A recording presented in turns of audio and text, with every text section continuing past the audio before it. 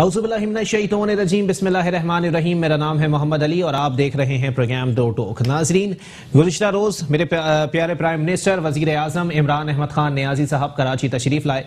उन्होंने एक कामयाब जवान प्रोग्राम का इफ्तिताह किया और नौजवानों को मकरूज़ बनाने के बाद वो यहाँ से रवां दवा हो गए। लेकिन मामलात कहाँ तक आएंगे, क्योंकि इत्तेहादी जमातों से भी मुलाकात नहीं हो सकी।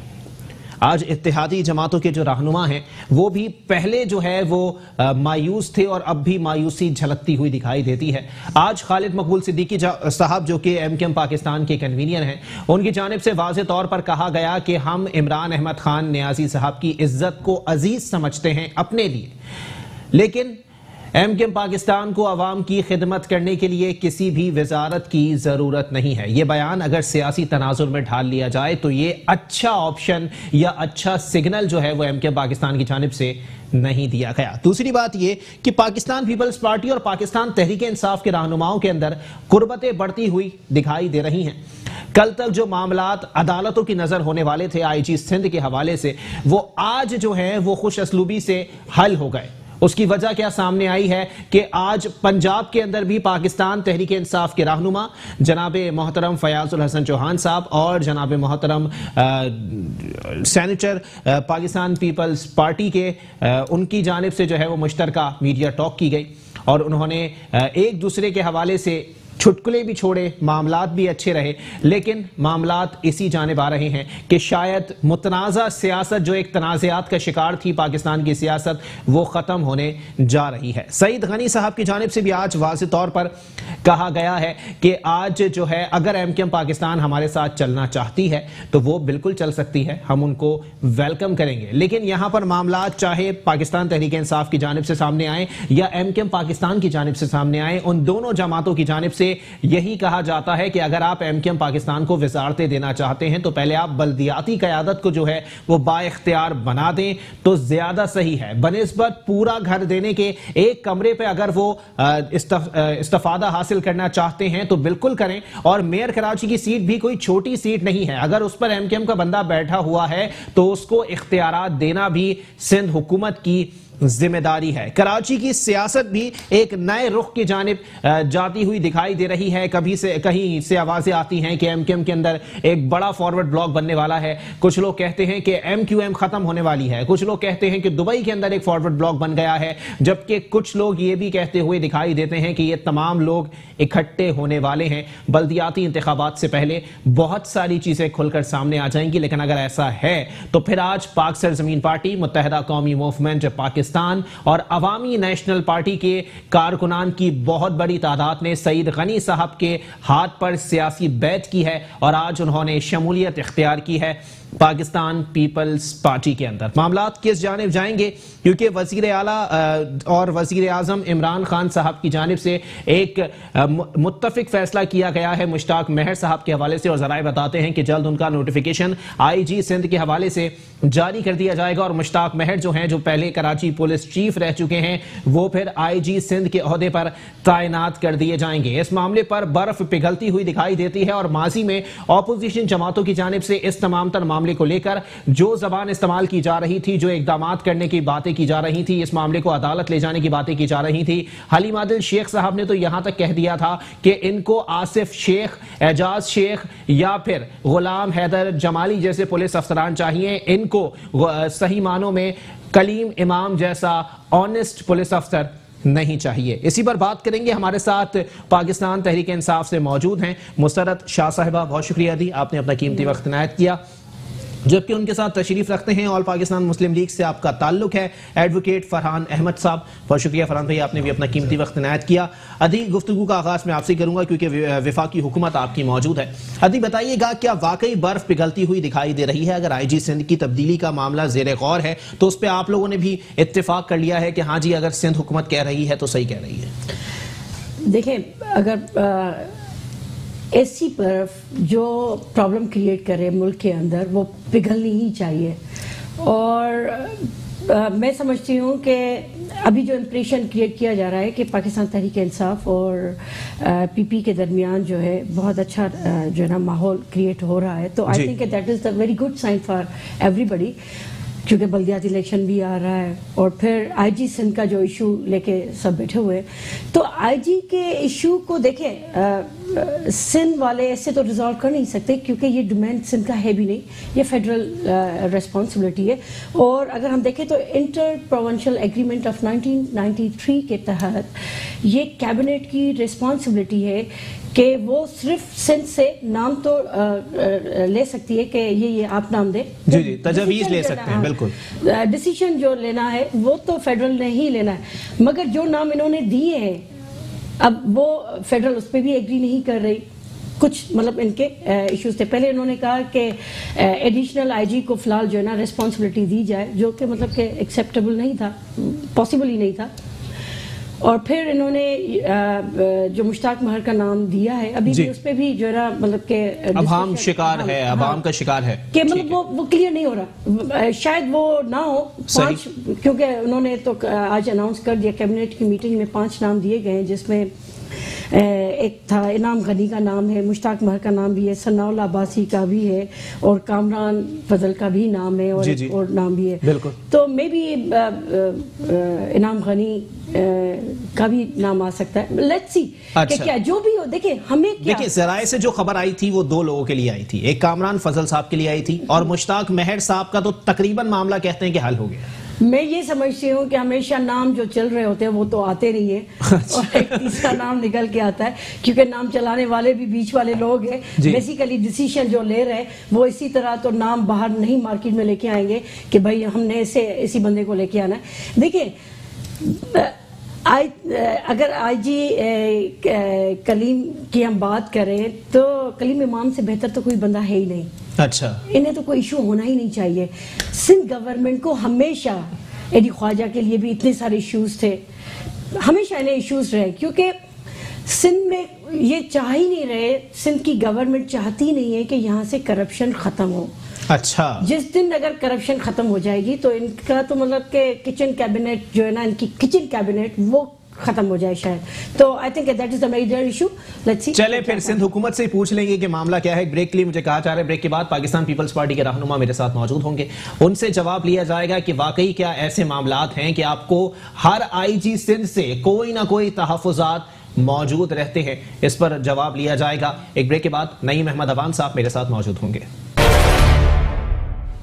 वेलकम एक नाज़रीन, प्रोग्राम के सिलसिले को आगे बढ़ाएंगे और मुसर्रत शाह साहिबा पाकिस्तान तहरीक इंसाफ से मेरे साथ मौजूद हैं। उन्होंने कहा कि पाकिस्तान पीपल्स पार्टी की सिंध हुकूमत को मामलात अच्छे दिखाई नहीं देते। जब कोई अच्छा आईजी आ जाता है तो पाकिस्तान पीपल्स पार्टी की हुकूमत उनको ज्यादा देर टिकने नहीं देती, क्योंकि करप्शन पे पर्दा डाला जाता है पाकिस्तान पीपल्स पार्टी से। नईम अहमद अवान साहब मुझे ज्वाइन कर चुके हैं। नईम भाई, हर आईजी से मसला, हर आईजी का तबादला, मसला क्या है सर? क्या हलीम आदिल शेख साहब सही कहते हैं कि आप लोगों को एजाज शेख और गुलाम हैदर जमाली चाहिए, आपको कलीम इमाम, शोएब सड़ल और जनाब अब्दुल जो आईजी आए थे उनका वो नहीं चाहिए? बिस्मिल्लाहिर्रहमानिर्रहीम। अली भाई, अगर ऐसी बात है जैसा कि अभी कायम मैडम ने कि ज़्यादा टाइम तक आईजी साहब नहीं रहते तो मुझे कुछ ये भी बता दे, ये जो 4 आईजी सुबह सरहद के इन्होंने चेंज किए, 4 आईजी पंजाब के, तो उनमें क्या खामियां थी और क्या खूबियां थी जो इतने टाइम फ्रेम के अंदर आईजी इन्होंने चेंज कर रही है? बात ये कि पुलिस एक्ट जो 2002 है उसके अंदर जो तरमीम हुई है, अगर आप जाएं तो 2019 के बाद हुई है, और आईजी साहब ने जितना वक्त निकाला, टाइम निकाला, इससे पहले तरीकेकार ये था कि आईजी की जो रिक्वायरमेंट अगर सिंध को होती थी या आईजी ने लाया जाता तो हम रिकमेंडेशन देते थे 3 आईजीज की। फिर जब इसमें तरमीम की कर दी गई और तरमीम हुई तो उसके बाद इख्तियारात वफाक के पास चले गए। अब वफाक नाम दे तो हम भी इसको कर लेते हैं, ये इशू नहीं है। बात ये है कि नाम वहां से आए या नाम यहाँ से आए, आईजी साहब आ जाएंगे। इशू जो असल मसला जो था, मसला वो ये था, पिछले 7 माह की जो रेपुटेशन थी पुलिस की, आपने खुद भी देखा जो रिपोर्ट एक आई जिसमें 47,000 एप्लीकेशन पुलिस के खिलाफ जो है वो दी गई। और मोबाइल स्नेचिंग की जो कंडीशन थी वो आपके सामने थी, गाड़ियों की, मोटरसाइकिलों की चोरी की जो तादाद थी, तो नहीं सर ये वो आपके सामने थी। ये तो हमेशा से कराची के ऊपर एक मां की बद्दुआ मुसल्लत रही है, ये भी बढ़ गई। और यहाँ सूरत हाल ये कि आज भी अगर आप चले जाएं तो सैयद गनी भाई ने प्रेस कॉन्फ्रेंस की थी और उसमें कहा कि 2 साल आपकी सर्विस के रह गए। हम जब भी कोई किसी किस्म की कोई मीटिंग अरेंज करते थे, हालात हालात को देखते हुए तो आप वो मीटिंग के अंदर तो नहीं आते थे, लेकिन तनकीद करने के लिए आप बहुत जल्दी आ जाते थे। बेहतर ये रिटायर होने के बाद आप पार्टी बन जाएं और पार्टी बन के नुमाइंदगी करें, वो ज्यादा बेहतर रहेगा। अच्छा। तनकीद होती है, तनकीद के बाद हम इस्लाह की बात भी करते हैं। आज ही साहब का जो नाम है वो आज नहीं तो कल डिसाइड हो जाएगा, वफाक करे या फिर बात ये है कि सूबाई हुकूमत करे, लेकिन हमें आपको मेरा नहीं ख्याल के इतराज़ात होने चाहिए। चलें ठीक है, फरहान भाई मेरे साथ मौजूद हैं, एडवोकेट फरहान अहमद साहब APML से। फरहान भाई पहले क्लियर करते हैं जनाबे वाला कि कराची की सियासत या सिंध की सियासत किस जानिब जाती है कि यहाँ पर IG को भी पॉलिटिसाइज कर दिया जाता है, वो सिंध हुकूमत के खिलाफ बोलना शुरू हो जाता है। एक डॉक्टर SSP आता है और वो आके जो है वो रिपोर्ट्स बनाना शुरू हो जाता है। सर, पुलिस को ये बातें जेब देती हैं कि वो हुकूमत पे तनकीद करना शुरू कर दे, वो एक इदारा है, वो हुकूमत के मातहत है। बिस्मिल्लाहिर्रहमानिर्रहीम। देखिए, ये जो IG का जो इन्होंने एक इशू स्टार्ट किया हुआ है पिछले काफ़ी दिनों से, 1 महीने से ज़्यादा ही हो गया है। जी जी। तो IG का बेसिकली इसमें कोई प्रॉब्लम नहीं होगा, ना हो सकता है। मसला हमें दूसरी तरफ देखना चाहिए कि यहाँ के अवाम के जो इश्यूज़ हैं, हम IGs को तो यहाँ पर डिस्कस कर रहे हैं, अवाम के इश्यूज़ बेसिकली हमको डिस्कस करने चाहिए। अच्छा। और अवाम के इश्यूज़ क्या है, उनको रोज़गार नहीं मिल रहा है। ठीक है, रोज़गार नहीं मिल रहा है, करप्शन बढ़ेगी। अच्छा, ये तो रहेगा, आप देख लेंगे। अगर आप रोजगार लोगों को नहीं देंगे तो करप्शन बढ़ेगी। मेरी बहन ने कहा कि जी बर्फ पिघल रही है। तो नियाजी साहब बेसिकली जब आए हैं, पॉलिटिक्स में आए हैं, तो ये सोच परवेज मुशर्रफ साहब की थी कि थर्ड पॉलिटिकल फोर्स होनी चाहिए जो पीपल्स पार्टी और नून लीग के दरमियान एक ब्रिज, मतलब ब्रिज ना बने बल्कि उसके अगेंस्ट, बल्कि करप्शन के अगेंस्ट खड़ा हो। इसी प्लान के तहत पब्लिक ने नियाजी साहब को वोट भी दिया, बकौल इनके। मेरे नजर में तो नहीं दिया, लेकिन कराची की आवाम ने इनको नहीं दिया। मेरी नजर में नहीं दिया। फिर मेरी नजर में फिर किसने दिया सर? देखिए ना, वो बोलते हैं कि जी धांधली के अंदर भी वो बोलते हैं धांधली हुई है, बोल के धांधली दी हुई है। अच्छा। हर पॉलिटिकल पार्टी जो है वो बोल रही है कि धांधली हुई है। अच्छा, यही बात, ये वही बात है जो जब PTI पहले बोलती थी, जी जी, ऑपोजिशन में होती थी, तो वो यही बात बोलती थी, धांधली हुई है। अच्छा। तो आज ऑपोजिशन वाले भी यही बात बोल रहे हैं, तो मैंने वो बात रिपीट की है। ठीक है। अच्छा, दूसरी में ये बात बोलूंगा, ये सियासत का दारोमदार सारी इसी चीज के ऊपर क्यों है कि हार जाए तो धांधली हुई है, जीत जाए तो जी आवामी नुमाइंदगी का सबूत हमने दिया है सर। क्यों सर? अच्छा, नियाजी साहब जवाब दें, मैं चौरंगी नहीं घूमने वाला इसके ऊपर, आप जवाब देंगे। देखिए, मसला ये है कि जो लोग यहाँ के पब्लिक, आप भी जानते हैं कि कराची की आवाम किसको लाइक करती थी और किसको नहीं करती। किसको करती थी सर? सर, वो तो ऑब्वियसली आपको पता है, MQM जो थी, ठीक है, जो पहले MQM थी, सारा का सारा वोट बैंक MQM का था। जो अच्छा। उनके लीडर ने उसको खुद ही सत्यानाश कर दिया। अच्छा। अब जब वो सत्यानाश हुआ जी, उसके मुशर्रफ साहब को लाइक नहीं करते। मुशर्रफ साहब तो डिफरेंट, मैं सिर्फ कराची की बात नहीं, पॉलिटिकल पार्टी लेके बैठे हैं, आप कह रहे हैं डिफरेंट। नहीं, मतलब मैं बोल रहा हूँ पूरे पाकिस्तान के अंदर उनको लाइकिंग है ना, उनकी तो खाली कराची के अंदर नहीं है। मैं सिर्फ कराची के हवाले से बात कर रहा हूँ। ठीक है, लेकिन बनाया उन्होंने कराची को ही था सबसे ज्यादा, 300 अरब रुपया। पंजाब में भी बहुत काम किया। आज आप बात कर रहे हैं परवेज इलाही की, परवेज इलाही को सब बोल रहे हैं कि जी आप बना दें पंजाब का चीफ मिनिस्टर, क्योंकि उसने काम किया था, वो मुशर्रफ साहब के दौर में थे। ठीक है। अच्छा, अब मैं ये बोलना चाह रहा था कि देखें, आप इमरान खान नियाजी साहब जो है वो बर्फ पिघलने के लिए यहाँ पर पीपल्स पार्टी से मुज़ाकरात तो करने आ गए, ठीक है, लेकिन उनको कराची के और दूसरे इश्यूज नजर नहीं आ रहे। आप ये देखें, मतलब आप जो इश्यूज थे, जो इनकी प्लानिंग थी, वो तो थी कि जी वो जाएंगे आमिर खान साहब और वो जो आपके MQM से मुलाकात करेंगे, जी जी, जो करनी चाहिए थी, जो उनके इत्तेहादी भी थे, ठीक है, उनके पास तो वो गए नहीं। अच्छा। वो पीपल्स पार्टी से मुज़ाकरात करके कहीं पे भी गवर्नर हाउस में, कहीं पे IG के ऊपर मुज़ाकरात करके वो चले गए। यहाँ के इश्यूज भाई देखें, अल्लाह का वास्ता है, यहाँ पे रोडें टूट गई हैं, तबाह हो गया है पूरा कराची, कचरे का ढेर बना हुआ है। सर देखें, लोग आवाज उठाना मेरा भी काम है, सियासतदानों का भी काम है। मैं आ रहा हूं आपके पास सर, मैं आपको बताऊं, आप लोगों को सिर्फ और सिर्फ ये पोस्ट नजर आ रही है जी, सही है ना। अब फिर बाद में आप रोना रोते हैं करप्शन कर रही है पीपल्स पार्टी। अच्छा, यार आप खुद ही तो उनको एक्सेस तो आप खुद ही दे रहे हैं ना। आप देखिए, जरदारी साहब अंदर थे, जी जी, आप जमानतों पे बाहर आ गए, चले जरदारी साहब तो यहीं पर ही हैं, ठीक है, लेकिन नवाज शरीफ साहब को भेजने वाला कौन था? बाहर किसने भेजा? अपने हर इकदाम से, हर बात से इन्होंने यू टर्न लिया। अच्छा, हर बात से इन्होंने बोला जी मैं नहीं छोड़ूंगा, जाने नहीं दूंगा, जेलों में डाल दूंगा, पैसा निकालूंगा और तब्दीली लेके आऊंगा। तब्दीली, ये तब्दीली है? आप बताएं मुझे, ये तब्दीली? चले, आप मुझे बता दें आप मुझे किस चीज का नाम, पाकिस्तान में कौन सी चिड़िया का नाम तब्दीली है? देखें तब्दीली अगर आंखें बंद करके बैठे हैं और ये कहें कि तब्दीली नहीं आई पाकिस्तान के अंदर, तो मैं हैरान हूं। पूरी दुनिया में इमेज पाकिस्तान का चेंज हुआ है, क्या पहले था जो आज इमेज है पूरी दुनिया में। अच्छा, फिर आप जो है ना आप कह रहे हैं कि नौजवानों को जो रोजगार अभी स्कीम्स प्राइम मिनिस्टर ने कल जो लेके आए सिंध के अंदर, इवन पूरे पाकिस्तान के अंदर जो नौजवानों के लिए चल रहा है प्रोग्राम, वो इसके अलावा मेन इनकी जो इन्होंने कहा कि यू टर्न, खान साहब जो है ना यू टर्न ले रहे होते हैं। यू टर्न की कैसे बात कर रहे हैं? उनको नवाज शरीफ को भेजने वाले प्राइम मिनिस्टर नहीं थे, जुडिशरी ने डिसीजन दिया था, जुडिशरी ने डिसीजन दिया था जिसकी वजह से वो गए थे। ठीक है, वो भी ईसीएल से गवर्नमेंट निकालती है ना, ईसीएल से तो उसी में भी जुडिशरी अदालत का अगर हुक्म होगा तो ईसीएल से नाम निकालना हुकूमत की मजबूरी हो जाएगी। ईसीएल से नाम निकालना अब आप ऑर्डर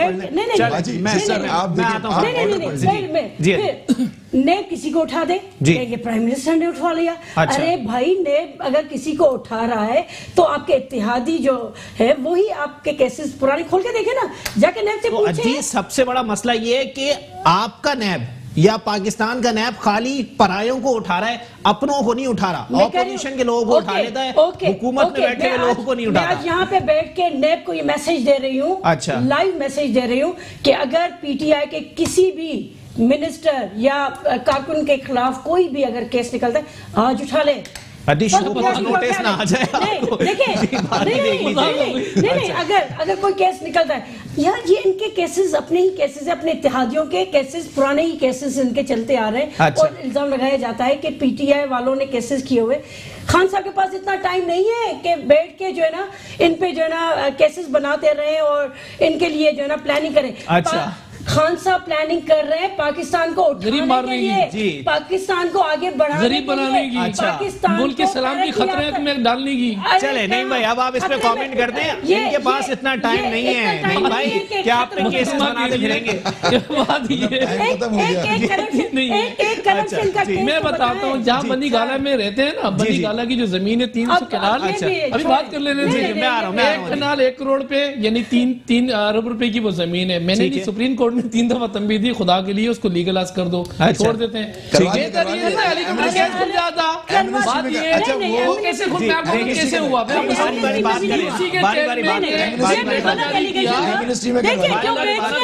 जो बेचने वाला था उससे प्रॉब्लम नहीं है। नहीं, ऐसा नहीं है, खरीदने वाला वो जमीन इलीगल है। नहीं, वो जमीन इलीगल है। बात ये रही। दूसरी बात, प्राइम मिनिस्टर के बाद बनने के बाद वो जमीन ली गई या बहुत पहले की थी? जब बहुत पहले की थी, जब आप लोग गवर्नमेंट में थे, तो इस इशू को क्यों नहीं उठाया था? जी, आपको बताता हूं, बात ये है कि उसके खिलाफ हमने नहीं, आजाद अदलिया के अंदर इन्हीं की जमात के लोगों ने 2 दरखास्तें दी थी। एक बनी गाला जमीन की, शायद इनके अंदर ये बात ना हो, मैं थोड़ा सा इनकी कंक्लूड कर दूं बात को। और दूसरी दरखास्त दी थी फॉरेन फंडिंग केस की, जिसपे अरबों रुपए की करप्शन हुई थी। ये कहते हैं कि हमने नहीं की, और कुछ लोग कहते हैं कि वो भी केस जेर समात है, उसका फैसला बहरहाल वो भी अब देख लें। आजाद अदलिया अल्हम्दुलिल्लाह सब की तरफ देख ही रही है, अल्लाह करे यहाँ भी अटेंशन की आ जाए। दूसरी बात ये रही कि मैंने नहीं, हेलीकॉप्टर केस इमरान खान पे, उस पे भी फैसला आना है ना, उसको भी आप छोड़ दें। आपके सामने बीआईडी को भी जी 36 लाख रुपए के केस के ऊपर इतना हुड़दंग कहाँ मचा रहे हैं सर? यहाँ तो 150 और 300 रुपए पर लीटर हेलीकॉप्टर चल सकते हैं। इमरान खान आती है, 200 अरब लाएगी, 100 अरब रुपए मुंह में मारेगी, 100 को मारेगी। बात ये कि इन्होंने कहा इमरान खान यूटर्न कहाँ लेते हैं, ऐसा कुछ भी नहीं यूटर्न लिया। मैं गिना दूं इनको बोले तो। बात ये है कि इमरान खान ने इस मुल्क को 100 दिन का प्लान दिया था। उस प्लान का अगर पोस्टमार्टम करूं तो उस पोस्टमार्टम के तो पहला ये था कि मैं आऊंगा, आईएमएफ के पास नहीं जाऊंगा, आईएमएफ मेरे पास कर्जा लेने आएगा। फिर क्या कर्जा लेने के लिए? कहा मैं आफिया सदीके को लाऊंगा, गवर्नर हाउस को गिराऊंगा, उनको लाइब्रेरी बनाऊंगा। कौन सी लाइब्रेरी बनी? पीएम हाउस को गिराऊंगा, यूनिवर्सिटी बनाऊंगा। पीएम जो है वो साइकिल पे जो है वो जाता था, वो दुनिया ने देखा। मैं इस मुल्क के अंदर आऊंगा तो बात ये है कि तमाम जितने करप्ट जो लोग हैं उनको पकड़ के सबको बंद कर दिया। निकाला क्या इस मुल्क के ऊपर से? अच्छा, अब ये आए थे 24,000 अरब इस मुल्क पे कर्जा था, इस वक्त 32,000 अरब कर्जा है। मैं आऊंगा 3 माह तक किसी मुल्क की ट्रेवलिंग नहीं करूंगा। चाइना गए भीख मांगने के लिए, जी हमें कर्जा दे दे। अच्छा। हमारे मुल्क में करप्शन होती है, चोरी होती है, हमारे मुल्क में मनी लॉन्ड्रिंग होती है, पैसे दे दे। मस्कत गए, बहरीन गए, सऊदी अरब से उधार तेल लेकर आए 200 मिलियन का, और पाकिस्तान में कैश में बेचा। कैश में बेच के इसी मुल्क से गैस निकलने वाला है, आइटम 381% उसके ऊपर बात ये कि उसके ऊपर बढ़ा दिए टैक्स जो मुल्क से निकल रहा है। सही। यू टर्न की तो बात ये कि जहां बात आती है आखिर में कहा कि हिटलर ने यू टर्न न लेके बड़ी गलती की 101 दिन के बाद। फिर मैं तो नहीं कहता, सरकारें तो आलम नहीं पाकिस्तान कहते हैं बदबख्त इंसान जो झूठ बोले, बदबख्त इंसान जो वादा खिलाफी करे, बदबख्त इंसान जो अमानत में खयानत करे। ये तो पता नहीं लग रहा है इन लोगों ने, जाना लाहौर है निकाह पेशाब की तरफ। अफसोस की बात है ये चीख के चीजों को एक्सप्लेन इस तरह कर रहे हैं कि खान साहब असल में आप बीच में जो कोशिश कर रही थी, मैं तो वो बातें कर रहा हूँ जो आपने की इस मुल्क से वादे किए थे तुमसे। खान साहब आज वक्त आएगा, हर चीज सारी चीजें होगी। अच्छा। असल में दूसरी बहुत सारे जो 12 साल जो है ना 8 साल स्पेशली जो आपने अपनी जो है ना एक्सरसाइज की, पहले नून लीग ने फिर पीपी ने जो है ना फेडरल में बैठ के एक्सरसाइजेस की हैं। जी जी। 8 साल नून लीग ने, फिर 4 साल इन्होंने, वो गंद इतना छोड़ के गए कि खान साहब को अंदाजा नहीं था, सारे लोटे नहीं, वो लोटे जब आप लोगों के पास आपके पास हमने निकाल दिया। डॉक्टर फिरदौस सामान को हमने पार्टी से निकाला, आगे तो पैदा लग गया नीचे। देखे दूध के दूल्हे हो गए। हाँ दूध के दूल्हे हो गए, दूध की रखवाली दे रहे हैं। समझे, अब समझे कि दूध से नहीं, मैं आता हूँ क्योंकि मैं एक चीज में आपको चीज बताऊँ, क्योंकि उसके prime minister, corrupt prime minister, उसको अलाउ करते थे अपने मिनिस्टर्स को कि करप्शन करेंगे तो हमारा सिस्टम और बहन ने करप्शन की है। अलीमा खान ने 87 अरब रुपए की बेनामी प्रॉपर्टी बनाई है, चोरी की। अरे उसने जुर्माना अदा किया, ये जुर्माना अदा किया। चले 33 करोड़ में जुर्माना अदा किया अलीमा खान ने। ये समझ में नहीं आ रही कि अलीमा खान ने जी जी इमरान खान के आने अगर करप्शन मेरी बहन लगती है, इमरान खान लगती है ना। करप्शन की थी कि इमरान खान की हुकूमत में की, अगर पहले की थी तो आप सो क्यों रहे थे? करप्शन है ना, पहले करेंगे बाद में। मेरी बात आप समझे। जी जी। जब आप कह रहे हैं कि करप्शन की उन्होंने, जी जी, तो जब की थी तो आप लोगों में इतनी करेज नहीं थी कि उसको उस इश्यू को आइडेंटिफाई करें। जब खान साहब आए हैं हुकूमत में, हमारी दरखास्त पे फैसला आया था, तब जाके इन्होंने आके असल में हमारी दरखास्त में अलीमा खान का फैसला आया था। आपने कहा आइडेंटिफाई किया, उसे खान साहब ने उसी टाइम पे हल भी किया। क्या किया? जुर्माना अदा करवाया, जुर्माना अदा किया ना। जुर्माना अदा करके साबित किया मैंने चोरी की है। हमें तो जेलों में डाल के साबित नहीं कर सके। ये भी साबित मनी लॉन्ड्रिंग थी, नहीं पूछा उसने मनी लॉन्ड्रिंग तुमने कैसे की है? आपने मुझसे एक्सेप्ट करा रही है कि चोरी की है। अभी तो आपने कहा जुर्माना अदा किया। मैं अभी इनको बताऊं, ये कह रहे हैं कि साबित, हम पे आप थोड़ी सी भी बात करेंगे ना, हम अपनी इज्जत को बचाने के लिए, जुर्माना देने के लिए, जुर्माना नहीं, हम उसको रेक्टिफाई करेंगे, उन इश्यूज को, उन इश्यूज को हैंडल करेंगे, उन इश्यूज को रिजॉल्व करेंगे। ये नहीं कि ढीठ बन के बैठ जाएंगे कि क्या सोलो फरहान भाई जनाबे वाला से अगर इश्यूज भी हो तो वो होते रहे। चले ठीक है, मैं आ रहा हूँ जी आपके पास। फरहान भाई जनाबे वाला क्लियर कर दें सर। पॉइंट उनका जो मुझे समझ में आया वो बिल्कुल वैलिड है कि अगर करप्शन मौजूदा लोगों ने भी की थी तो ये उनके दौर में भी रहे, वो नून लीग के दौर में भी रहे, पीपल्स पार्टी के दौर में भी रहे और आपके दौर में भी रहे। जनाबे वाला ये करप्ट टोला ही चलता हुआ आ रहा है और ये मुस्तकबिल तक हमारे ऊपर मुसल्लत रहेगा सर, हर मामले के अंदर यही चलता है। सर मैं आपसे अभी अर्ज करूं कि भाई और बहन मेरी बहुत आपस में जरा गर्म हो गए। जी जी। इसका मसला ये देखें, पीपल्स पार्टी जो है वो तो अपना इमेज बिल्कुल खत्म हो चुका है। पीपल्स पार्टी तो अपनी लियारी की सीट भी हार गई, बिलावल साहब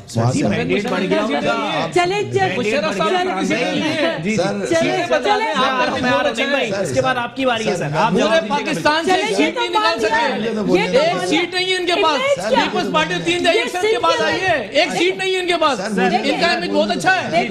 पंजाब केपी के बलूचिस्तान से तो फारिग। चले मैं बिलावल साहब जो हैं वो एक पॉलिटिकल पार्टी को लीड कर रहे हैं। बिल्कुल। परवेज मुशर्रफ साहब ने पॉलिटिकल पार्टी अभी 8 साल हुए हैं जो बनाई है। अच्छा, और ये 1974 से बनी हुई है पार्टी जिसकी सीट कंफर्म थी, कंफर्म सीटें थी लियारी की, वो सीट पे लूज कर गए। चले ठीक है, मैं आपको यहाँ रोकूंगा। मैं एक ब्रेक के लिए मुझे कहा जा रहा है, ब्रेक के बाद मैं आपसे जवाब कंटिन्यू करूंगा। एक ब्रेक के बाद फरहान अहमद साहब अपना जवाब कंटिन्यू करेंगे कि क्या मामला हैं। पीपल्स पार्टी की भी साख मुतासिर हो रही है, एमकेएम की भी साख मुतासिर हो रही है, लेकिन शायद एपीएमएल का वजीर आजम आने वाला है। एक ब्रेक के बाद प्रोग्राम को यहीं से कंटिन्यू करेंगे। वेलकम बैक नाज़रीन, प्रोग्राम के सिलसिले को आगे बढ़ाएंगे। फरहान अहमद साहब हमारे साथ मौजूद हैं। फरहान भाई, अपना जवाब कंटिन्यू जी। मैं ये बोल रहा था सर कि पीपल्स पार्टी, वो भाई मेरे नाराज हो जाते हैं मैं पीपल्स पार्टी को तनकीद करता हूँ, लेकिन मेरी तनकीद करने से फायदा नहीं है। पब्लिक को पता है कि पीपल्स पार्टी ने क्या डिलीवर्ड किया है। ठीक है, सही है। अब आप आ जाए दूसरा कि हमें जो लोगों को एक वो थी उम्मीद थी पीपल्स पीटीआई से कि इमरान खान साहब आएंगे, कोई तब्दीली लेके आएंगे। ठीक है। तो अब ये दोनों का लड़ना जो है ना, ये बिल्कुल बजा है। दोनों अपनी अपनी चोरियों को डिफेंड कर रहे हैं। सही। क्योंकि पीटीआई ने भी करप्शनों का कोई वो नहीं छोड़ा। ठीक है। अगर नवाज शरीफ को आप फ्लैट के केस में पकड़ रहे थे तो बनी गाला का भाई ने मेरे बोला, तो बनी गाला में इमरान खान नियाजी साहब जो है वो मेरे पास एमनेस्टी पड़ी है, मैं आपको एमनेस्टी भेज दूंगा। अच्छा। एमनेस्टी में उन्होंने वाइट करा। एमनेस्टी लेता कौन है? एमनेस्टी चोर लेता है। अच्छा। ये तो पता है ना, ये तो चोरों के लिए होती है। एमनेस्टी देता कौन है? वो तो गवर्नमेंट देती है। हुकूमत देती है। हुकूमत चाहे पाकिस्तान में किसी की भी हो, चोरों को कवर देती फिरती है, गरीब आवाम बढ़ती फिरे। लेने वाला कौन है? लेने वाला तो चोर है ना सर। तो सर देने वाले भी तो है ना। अच्छा, अब देने वाले सब कुछ पारसा बैठे हुए सर। से पहले तब्दीली का नारा था। जब गवर्नमेंट में आ गए तो उन्होंने अपना नारा चेंज किया, मदीने की रियासत बनाऊंगा मैं। ठीक है। अब मेरी बहन ने बोला इमेज जी, मदीने की रियासत। आप इमेजिन करें कि मदीने की रियासत बनाने जा रहे हैं और उस इनकी स्पोक पर्सन जो है फिरदौस आशिकवान है। इमेजिन करें जरा, कितने आपको हंसी एकदम आ जाएगी कि यार किस तरीके की आप बातें कर रहे हैं। किस मदीने की रियासत, जी जी, मदीने की रियासत कौन खातून के क्या? मदीने की रियासत उमर फारूक रज़ी अल्लाह तआला अन्हु ने बनाई थी, अबू बकर सिद्दीक ने बनाई थी। आप ऐसे बन सकते हैं? आप पहले इक़दामी करना। मेरी बहन ने बोला मदीने की रियासत बोला, आप उनके नक्शे कदम पे तो चल सकते हैं, आप पहला स्टेप तो उठा सकते हैं जो इख्तियार में आपके। क्या वजीर आजम है, आप अपनी तनख्वाह एक मजदूर की तनख्वाह के बराबर कर दें। अच्छा, वो तो कह रहे हैं तनख्वाह से उनका 15,000 रुपए, वो उनका नहीं चल रहा तो एक मजदूर का घर कैसे चल रहा होगा? अच्छा। अबू बकर सिद्दीक का ये वो था। अच्छा, इसको अब रहने दें। अब आप आ जाएं कि ये मेरी बहन ने बोला इमेज, तो इमेज तो नियाजी साहब ने हर दुनिया में हर जगह पे जाके हमारे पाकिस्तानी चोर, टैक्स चोर, दुनिया का टैक्स हम भर रहे हैं। ये आप मुझे टैक्स के ऊपर किसी दिन कर लें प्रोग्राम, ठीक है, तो मैं आपको बताऊंगा कि आपने टैक्स चोरी को पकड़ने के लिए एक ऐसे आदमी को हायर किया जो अपनी सारी जिंदगी लोगों को टैक्स चोरी करना सिखाता रहा। अच्छा। शब्बर ज़ैदी, ठीक है, उनकी अपनी फर्म है। जी जी। और वो फर्म क्या करती है ये भी आपको पता होगा। अच्छा। तो आप कैसे तब्दीली की बात करते हैं? सबसे ज्यादा बात आ जाएगी आप कानून दानों के ऊपर, जो आपके नाम के आगे ये एडवोकेट लगा हुआ है ना सर, यही आपकी चार्जशीट तैयार कर देगा कि जनाबे वाला आप लोगों ने क्या किया। कि अगर कानून इस चीज को देख रहा था कि शब्बर ज़ैदी साहब टैक्स चोरी करवा रहे, तो कानून क्या कौन सा कमल उड़ के सो रहा था? ये बताए ना सर। खुद लॉयर फर्म है पूरी। बिल्कुल सर, ऐसी फर्म्स को बंद कराना चाहिए ना, कानून बनाए इसके ऊपर कोई। सर मैं कैसे बनाऊं? तो लोगों को सिखाते हैं। अच्छा। लोगों को सिखा रहे होते हैं कि किस तरह से टैक्स चोरी करना है। अभी आज आप लोगों के ऊपर, गरीब लोगों के ऊपर टैक्सेस का एक बोझ डाल दिया आपने, इन्होंने आकर, जो शब्बर ज़ैदी साहब ने। सही। आप किस तरीके के टैक्सेस लेने जा रहे हैं बिजनेसमैन से? अच्छा। आप मुझे बताएं। ये मुशर्रफ साहब ने भी टैक्स लगाया था, सेल्स टैक्स, जो सबने एक्सेप्ट भी किया था। ठीक है। और एक्सेप्ट एक नया ऑर्डिनेंस लेके आए थे, ये आपको ये पता होगा, 2002 में इनकम टैक्स ऑर्डिनेंस आया था। वो ऑर्डिनेंस में नोटिस का जिक्र ही खत्म कर दिया था, लोगों को रिलीज दे दिया था, और उस वक्त हमारे पास टैक्सेस बहुत ज्यादा आ गए। देखिए फरहान भाई, ये वही काबीना बैठी थी जो मुशर्रफ साहब के दौर में बैठी हुई थी। नहीं सर, बिल्कुल ऐसा, ये वही आमरीत की पैदावार सारी, वही काबीना सारी बैठी हुई है। मगर मैं आपसे, शेख रशीद साहब सबसे बड़े सपोर्टर मुशर्रफ, पंजाब का सबसे बड़ा डाकू, सबसे बड़ा डाकू, पाकिस्तान की सबसे बड़ी टारगेट किलर जमात। मैं आपसे इस बात पे खिलाफ, मैं चपड़ासी ना रखूं। मैं आपको एक रियलिटी बताऊं कि एक जब फाइनेंस के लिए एक बंदा मुशर्रफ साहब को हायर करना था, मुशर्रफ साहब के दौर में, जी जी, तो उन्होंने कहा कि दुनिया का सबसे अच्छा बैंकर कौन है इस वक्त जो पाकिस्तानी भी हो। अच्छा। शौकत अजीज का नाम लोगों ने लिया और 2-3 लोगों का नाम लिया। सुनिएगा, मेरी बात सुनिएगा, मैं आपको बता रहा हूं, मैं आपको कुछ बचा नहीं है, लेकिन फिर भी मेरी बात पूरी सुन लीजिएगा जरा, 2 मिनट की बात है। जी जी। शौकत अजीज साहब आए और आके मुलाकात की उन्होंने, वो एक 52 पेजेस का पूरा एक वो बनाकर लाए समरी। अच्छा। कि ये समरी है और मैं इसके हिसाब से मैं इसको सही करूंगा। ठीक है। मुशर्रफ साहब के सामने हाथ में थी, मुशर्रफ साहब ने उसको 1 2 3 4 5 और उसके बाद लाइन मारी, फिर 3 4 5 फिर लाइन मारी, 12 नकात उसमें से निकाले, 12 पॉइंट्स निकाले, बोला इन पॉइंट्स के ऊपर आप लेके आए, ये होती है लीडरशिप। जी बिल्कुल, कायदे आज़म के 14 नकात के बाद मुशर्रफ साहब के 12 नकात, पता है क्या क्या थे? अब मैं आपको बताऊं उसकी रीजन, उसका क्या हुआ। 60 रुपए से थोड़ा सा ऊपर नहीं किया। अगर मेरे भाई के ऊपर ले जाके दिखा दें। उसमें नकात जो थे ना, नकात वो क्या थे? नकात वो ये थे, परवेज मुशर्रफ साहब आए थे ना, तो साथ बहुत सारे ड्रोन भी लेकर आए थे, वजिस्तान के अंदर, बलोचिस्तान के अंदर बहुत सारे खुदकुश हमलावर। फिर कराची में 12 मई जैसी माशाल्लाह हमें गिफ्ट दिया पूरे कराची को, फैक्ट्री को जलाने का हमें गिफ्ट दिया, अदलिया को जलाने का गिफ्ट दिया। फिर इसी तरीके से बात ये कि जितनी माशाल्लाह पाकिस्तान की प्रोग्रेस थी, उस प्रोग्रेस पे अवार्ड पे एक सीट नहीं निकाल सके पूरे पाकिस्तान के अंदर। बात आमरीत और जमहूरियत की हो रही है। आमरीत का जो टाइम होता है ना अली भाई, उसका थोड़ा सा टाइम होता है, थोड़ा सा वक्त होता है, कुछ सालों के लिए आते हैं, लेकिन मुल्क का वो बेड़ा गर्क करके जाते हैं, फिर मुल्क संभाले भी चाहे तो संभाल नहीं सकता।